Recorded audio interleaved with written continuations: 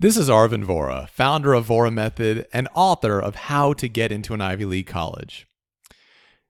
College essays have basically two general components. There's a narrative component that's telling the story, who, what, where, when, all that kind of stuff, what's actually happening. And then we have this other component, the musings, the analyses, the observations, the insights, all of that. And so how do we balance those out? Which of those matters more? How much of each should we have? And here, once again, we can actually borrow from stand-up comedy.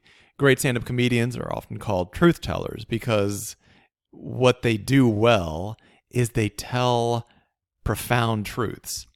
They're not usually called storytellers because they don't really tell a lot of stories.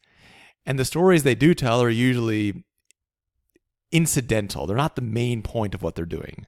The observations, the insights, the musings, the contemplation, that's what makes a great stand-up comedian a great stand-up comedian. It's not even the jokes, it's the insights that can make a stand-up comedian great. This, of course, is an image of the legendary George Carlin, who embodies this principle well. In your essay, the narrative is incidental. It's not the important part. The narrative is just there as a delivery system for the musings. Think of it as a syringe that's giving some kind of medicine.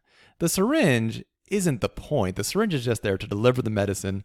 Similarly with your essay, the story is not important at all. The story can be about literally anything or basically nothing. It doesn't matter whether it's about climbing a mountain or tying your shoes or something else. It doesn't matter.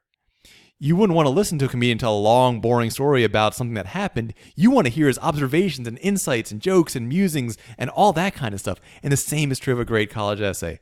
So how do we interweave them? Don't let the narrative get in the way. It doesn't matter. A great example of this, of course, is also the show Seinfeld. Seinfeld was touted as a show about nothing, and we'll be looking at probably some more clips from Seinfeld throughout this program. But that's what they talked about, that the show was about nothing. So there was no, moral purpose or no compelling storyline that was getting in the way of the observations and musings and all that Seinfeld was so famous for. So as you interweave narrative and musings and analyses and contemplation, understand this. The narrative is just there so you can put in those musings and contemplations and all that.